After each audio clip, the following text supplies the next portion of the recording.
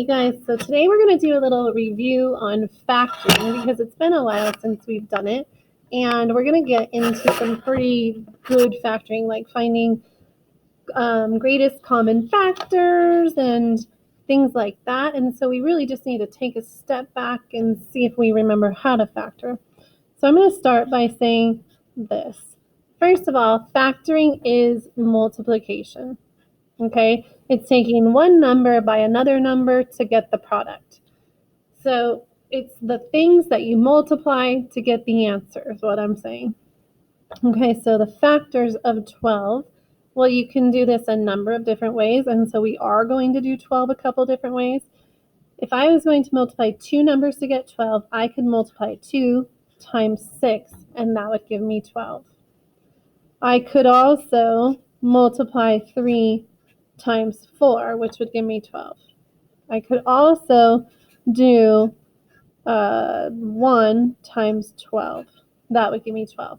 Now I want you guys to notice that I put the least number, the lower number here, and the greater number here. Least, greatest, and I did that because organization-wise, it's going to help us in the long run, because we'll be able to compare numbers much more easily this way. Okay, so let's factor this now. If we said 2 times 6 is 12, we're not done. We need to take this down into its lowest, its prime numbers. We want the smallest prime numbers we can get. Remember, a prime number is a number that can only be found by taking 1 times the number. Okay, so 2 we can't multiply anything to get to 2, so this is now a prime number. Do you guys remember when we did this earlier in the year and I made you circle these numbers? But 6 is not a prime number, so there's 2 numbers that I can multiply to make 6. So it's going to be 2 and 3. And again, we know that 2 is a prime number, and actually 3 is a prime number. So the prime factorization of 12 is 2 times 2 times 3.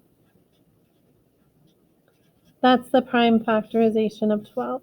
Now let's see over here if we get the same prime factorization, because here we did 2 times 6, here we're doing 3 times 4. So let's see if we get these same bottom numbers.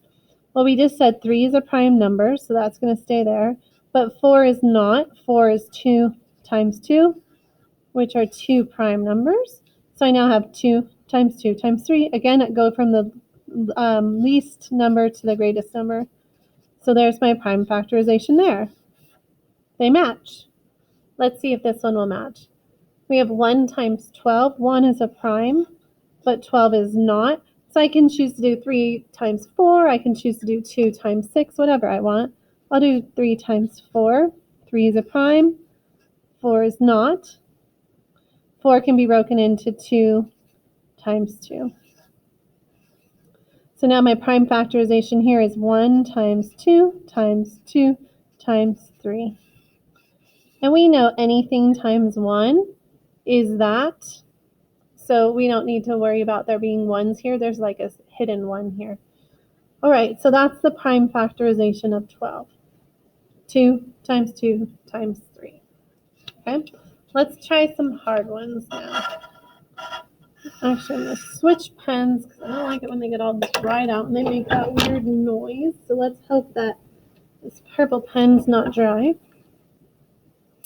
All right, so this time we're going to just do the number one way. We have the number 80. Wow, you guys.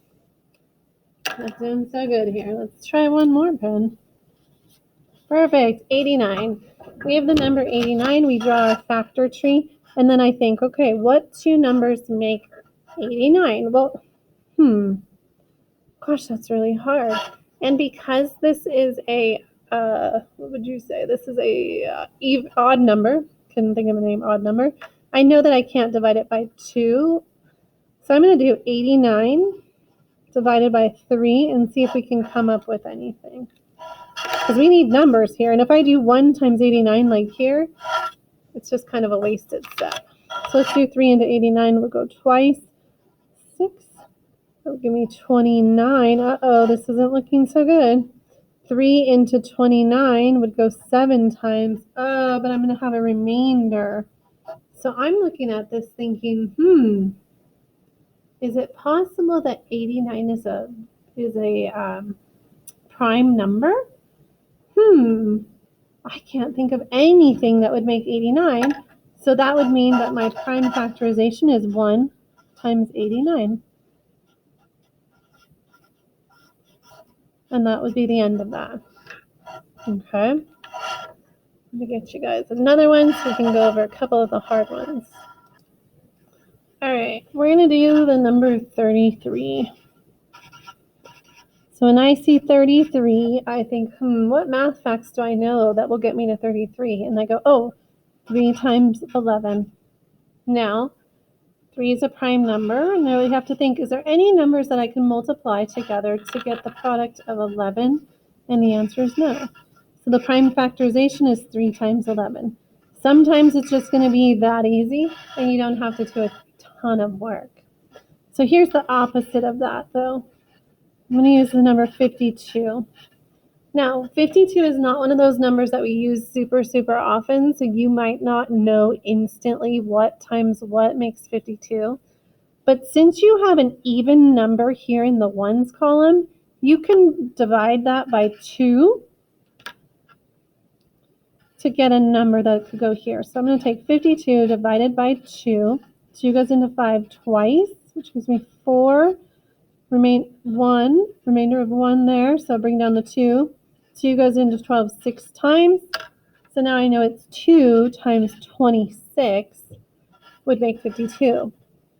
Again, we know that 2 is a prime number, but what do we know about 26? And the answer is, not a lot, other than here's an even number again. So I'm going to take 26 divided by 2 again. 2 goes into 2 1 time, and 2 goes into 6 3 times. So hey, it's 2 times 13. 2 is a prime number, and there's nothing you can multiply to make 13, so 13 is a prime number. So in case you hadn't noticed yet, hopefully you're starting to realize it's really good to know what the prime numbers are so that you can recognize them easily and you don't sit here trying to multiply and divide and try to figure out what's going on. All right, so we're doing well. I want to try it. Let's do an easy one and then we'll do a hard one again. Let's do the number 72. I mean, none of them are that easy, but I love this kind of math because it's just kind of fun. It's like solving these little mysteries. So 72, I know that 8 times 9 makes 72. Again, if you don't know your multiplication or, your math facts of any kind, you really need to get in there and learn those. This is going to be hard if you don't know your math facts.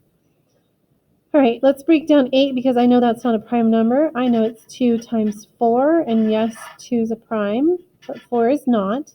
4 is 2 times 2. Those are both primes. Okay. 9, we're going to break it down into 3 and 3, and those are primes. So my prime factorization here, I'll write it up here, is 2 times 2 times 2 times 3 times 3. Now let's just try something for fun. If I take 3 times 3, I get 9. Times 2 would be, 3 times 3 is 9. Times 2 is 18. 18 times 2 is 36. 36 times 2 is 72. So I know that this prime factorization is right. Okay, I'm going to take a really big number. I mean, it's not huge. I shouldn't say really big. Let's take a big number and break that down. And so you can see that anything is possible here. Let's do 2 of them. We'll take 300 and we'll take 250. Let's start with 300. 300 we know is a power of 10. So I can do 3 times 100. And 3 is a prime. Bam, done. Break down 100 to 10 and 10, which are not prime. Break down 10 into 2 and 5. And believe it or not, those are both primes. So break it into 2 and 5s over here. Bam. So the prime factorization of 300, remember you always start with the least number, which is 2. So there's 2 2s. There's 1 3. And there's 2 5s. So there's my prime factorization of about 300. So even something really big can be figured out really fast if you try. Okay, so 250, I know again it's a power of 10, so I'm going to say 10 times 25. Neither of those are prime, so I'll start with 10 and I'll say, 2 and 5. And I want to get to the prime numbers as fast as possible so my factor tree isn't like 20 pages long. All right, so 25 is 5 times 5, and they're prime, so we're done there. So I now have a 2 and 3 5s. Again, let's try this just for fun. 2 times 5 is 10, so I know that this is 10. Okay, that's where I'm checking my work. And then 5 times 5 is 25. That gives us 250. So it totally works. All right, guys. Let us know if you need any help.